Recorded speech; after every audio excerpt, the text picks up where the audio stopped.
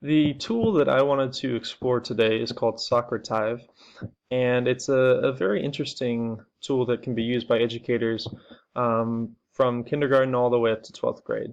So I want to dive into that and show you how it relates to the three principles of the UDL framework. So let's just start off. We'll go into the teacher login, sign in with Google.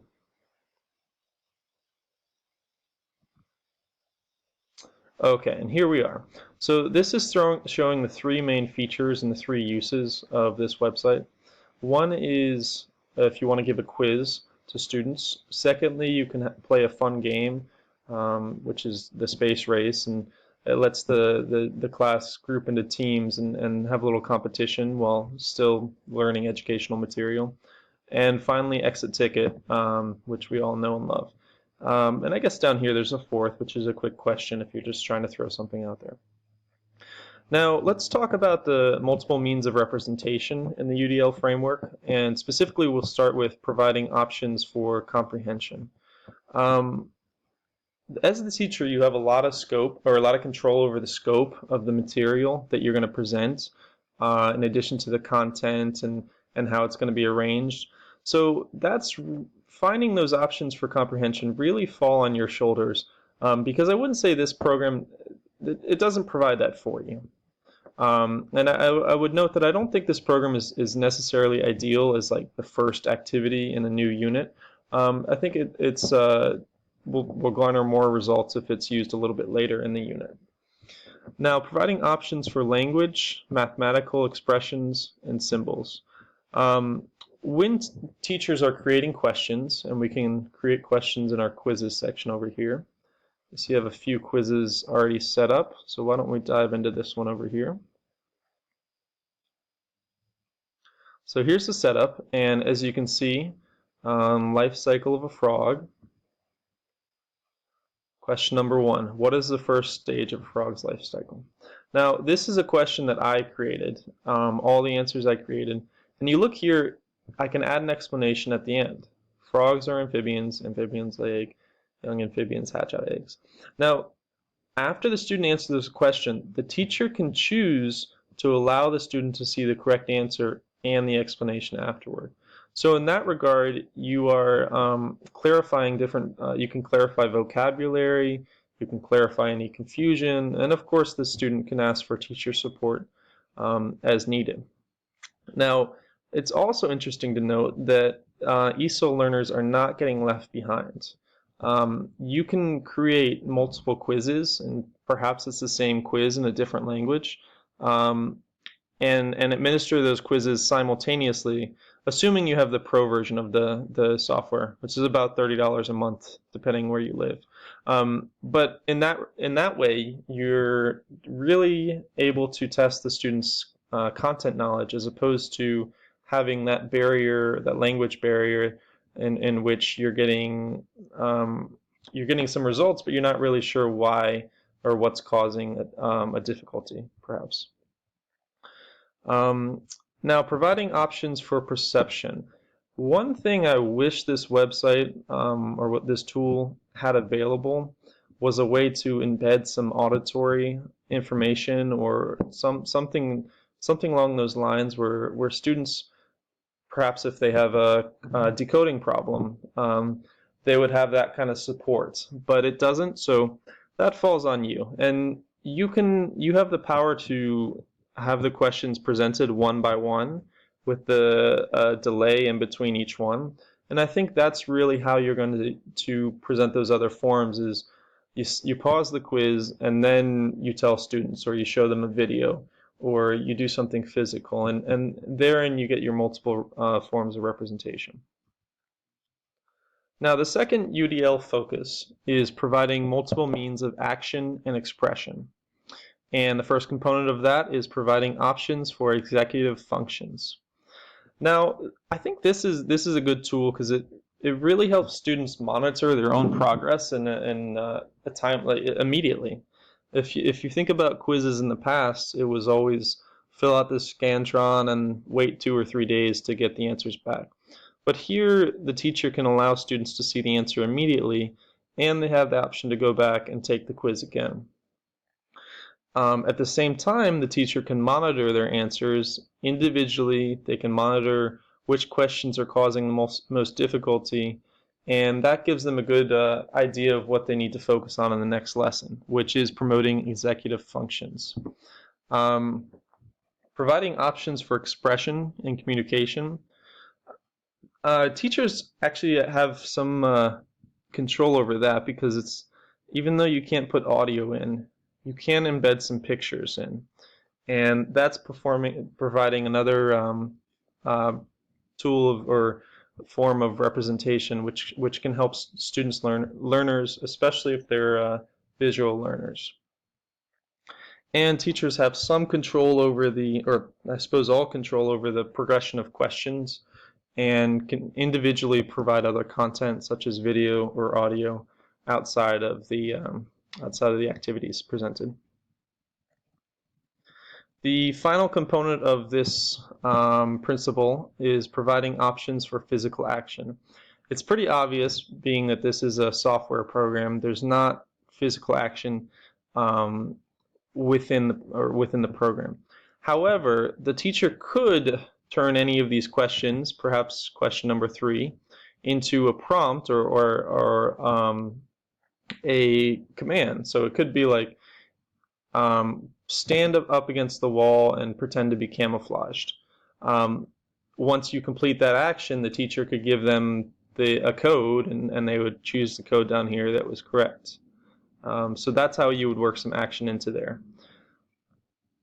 The final one that we're looking at, nope, not the final.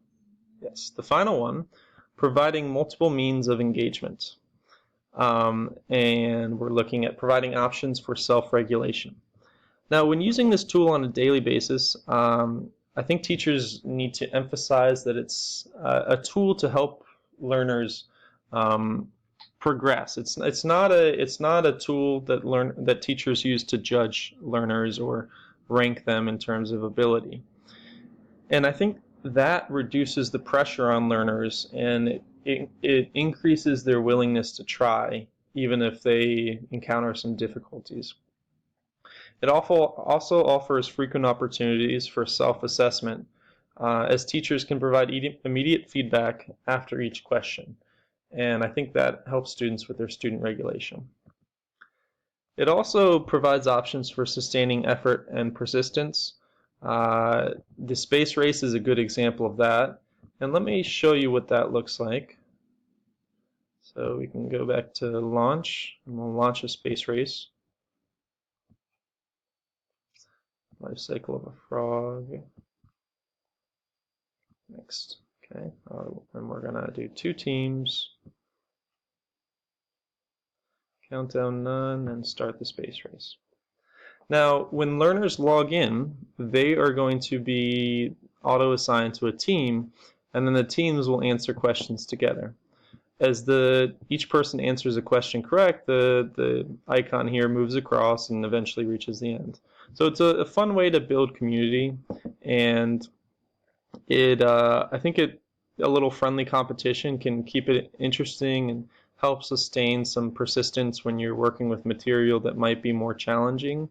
And endurance is very important if you're going to maximize the usage of your time in school. And finally, for sustaining effort and persistence, this is kind of related, but I also think it's important to note, is when you're creating these quizzes, and the quizzes can be used for the space race or exit ticket, when you're creating them, you can actually choose the specific standard that it's associated with. So I chose science, I chose standard of learning. It also has, so the Virginia Standard of Learning, it also has Common Core, and it has all of these different standards that you can work with. 2nd grade, and then here are the standards that would be relevant to that, which I think is pretty cool.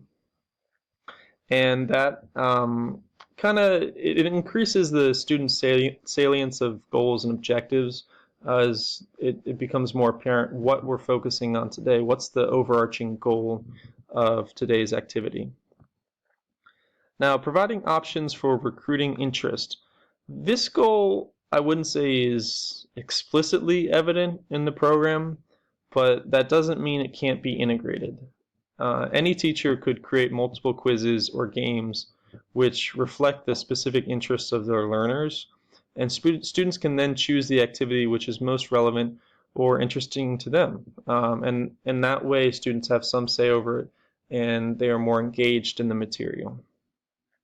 Now, how would we incorporate this into an in our instructional plans? Well, there are many ways, and I mean the few that I'm going to list are just the tip of the iceberg. One way I think you could use this is as a review resource. So, say you have a test coming up in the next couple days, or midterms, or whatever. You can use the space race as a fun way to review the materials. Students get to participate. They feel excited because they're on a team, and it's an exciting way to relearn some of that material or reignite it inside them. The results page I want to talk about too, because that's specifically relevant to the teacher. Get reports. So you can download them, email or Google Drive. You can also view a chart, so let's look at that.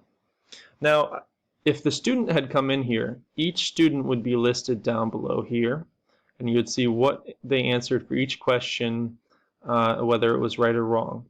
Now, it's cool that you can kind of look at the questions and see where the problems are. Because this should, if you use this, it should have a direct effect on your future lesson plans. You should be looking at this and saying, okay, what areas do we have to spend more time on? What areas do they have we can move on from? So you're more specific and more intentional about what comes next. And I think that is an extremely useful tool for teachers, and it is great for incorporating into instructional plans. Finally, I would say it's great for station work. This whole program is very straightforward. It's a very simple layout. Even for the students, as you can see, it's pretty easy to use. So student login. Now room name is I always have the same room name. It's going to be this number up here. So I'm going to do my room name, join, and it's waiting for an activity to begin. So let's start a quiz as the teacher. We're starting as a quiz as a teacher over here, and we'll use the life cycle of a frog. We'll give instant feedback, so the student, after each question, they get the answer, and then we'll start that up. Okay, so it's started. On the student side, let's do this again. Log back in, name Nat, and here's question 1. So what is the first stage of a frog's life cycle? The student answers D, submits the answer, correct. You got your explanation down here, and you move on to the next question. At the same time, the teacher is seeing the results in real time. So they see that Matt got this right, and the results are coming across here. Now, I think this is, and I kind of went on a little tangent, but this is great for station work because it's really easy to use, as you can see. Questions, there's no distractions. And it is something that even a first grader could do with limited instruction and a little limited guidance. So it's a valuable tool in that way. As the teacher are working with one group, another group could be doing these activities